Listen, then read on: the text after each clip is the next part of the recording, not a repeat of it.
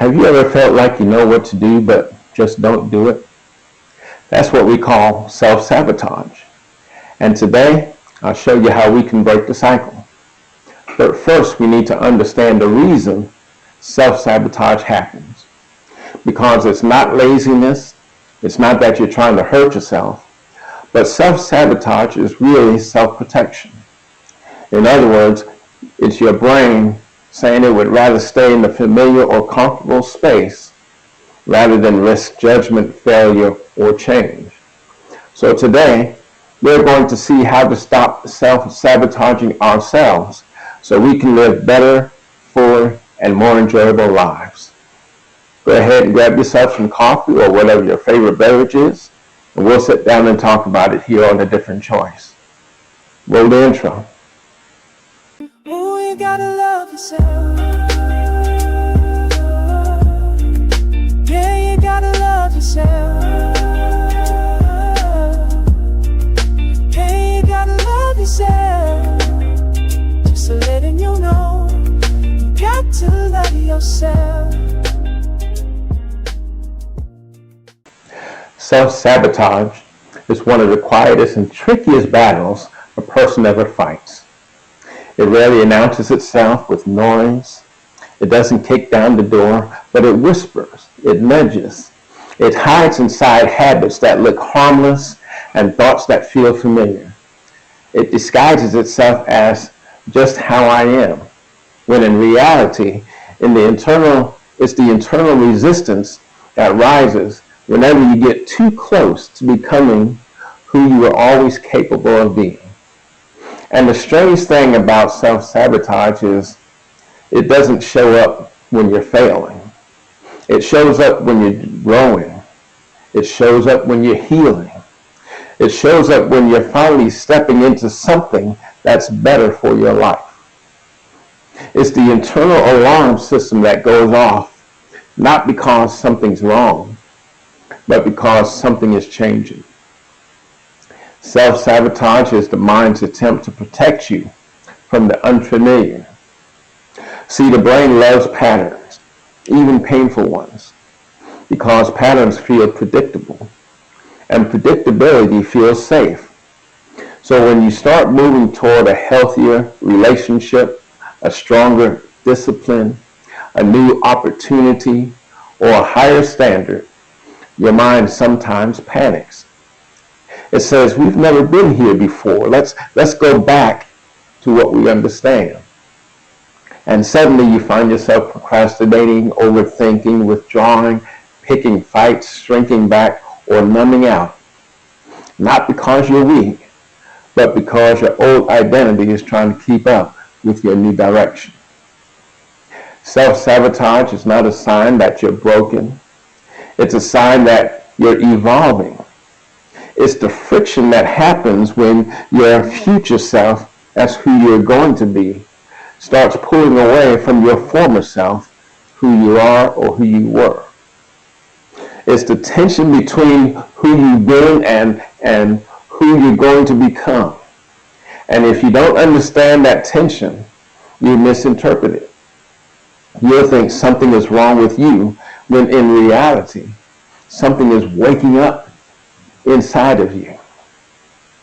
The truth is, most people don't self-sabotage because they hate success. They sabotage because success demands a version of them that they haven't seen yet. Success requires consistency. It requires boundaries. It requires honesty and healing. And it requires letting go of the stories that kept you comfortable. And sometimes those old stories fight back. Sometimes those old wounds, they fight back. Not because they're powerful, but because they're familiar. Self-sabotage often shows up as delay. You know what to do, but you wait. You wait for the perfect moment, the perfect mood, the perfect clarity, the perfect confidence. But perfection is just procrastination dressed up in a tuxedo. And procrastination is just fear wearing a mask. I'm talking about the fear of failure and the fear of success. Oh yes, the fear of success also. The fear of being seen trying. The fear of being seen changing. The fear of being seen just wanting more for your life. Sometimes self-sabotage shows up as self-criticism. You talk yourself out of opportunities before they even had a chance to knock on the door. You shrink your dreams to match your doubts. You rehearse your weaknesses until they feel like your identity. You magnify your mistakes until they feel like your destiny. And you convince yourself that you're not worthy, not capable, and not enough. But the truth is, you're not fighting your limitations. You're fighting your imagination.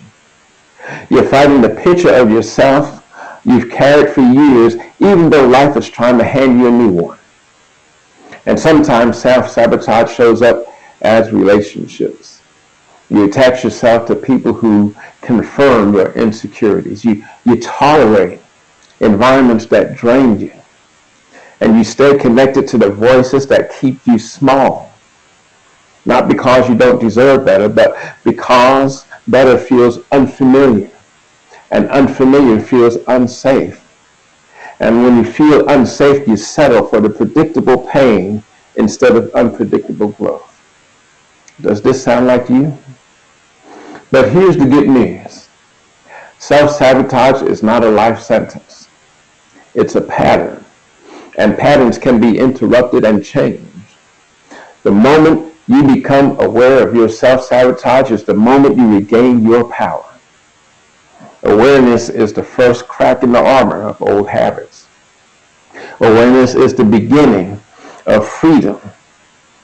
When you can name the pattern, you can challenge it. And when you can challenge it, you can change it. And then after you change it, you can outgrow it. So the question is, how do you get out of this thing called self-sabotage? Let me give you 4 steps to follow. Step 1 is awareness. Seeing the pattern I was talking about. Seeing the pattern clearly. Notice your triggers with compassion, not criticism. Ask yourself, when do I start pulling away from success? Or when do I start pulling away from love? And also, who taught me to doubt my own self-worth? Awareness is like turning on the lights. What was once automatic now becomes visible. Step 2 is self-compassion, meeting yourself with grace. Remember, your self-sabotage behaviors were once survival strategies. They protected you from rejection. They protected you from disappointment and emotional pain. So give yourself a little grace as you tackle this, because this is a big step. But don't hesitate. Go ahead and work through it. Next is reprogramming limiting beliefs. Challenge the old narratives. The ones that say I'm not ready or I always mess things up. Challenge them and replace them with I can learn as I go, or I have the power to change the narrative with small steps. And it's important that we understand that it may take small steps, and many of those small steps to change things. This is not something that will happen overnight. Because if you think about it, you really didn't get here overnight. This was years and years of being taught the wrong thing, being told the wrong thing, and believing the wrong thing. That's why I say give yourself some grace, even when you're changing this self-sabotage. And then the 4th step is conscious actions. Let's build some evidence of safety, because every small successful choice tells your brain it's safe to win. It's safe to go ahead. It's safe to move forward. So celebrate each victory, no matter how small. We talked about that in the last video, celebrating our small victories. Because it's going to be a tough road, but you'll be glad that you went down this road. You'll be glad because as you continue to go down this road, you make progress, and each step will become easier and easier as you ease on down the road of life. And the last thing to remember is is this. Healing from self-sabotage isn't about fixing what's broken. It's about remembering that you were never broken to begin with. Maybe you made a mistake. Maybe you went down the wrong road. Maybe someone gave you some bad advice. Whatever it is, all of that can be changed. When you create safety within yourself, success and peace outside no longer feel threatening. You begin to act from love and not fear, from alignment and not resistance. The quiet power of healing is when you stop running from yourself and finally come home. All right, that's enough preaching for today. I hope this helps someone, because part of learning to love yourself is to stop the self-sabotage and be the best you that you can be. So stay tuned. I have another good informative video coming up next week. But until then, remember this and never forget it. Be good to yourself, forgive yourself, and most importantly, love yourself. We'll see you next week right here on A Different Choice. Ooh, you gotta love yourself. Yeah, you gotta love yourself. Yeah, you gotta love yourself. Just letting you know, you got to love yourself.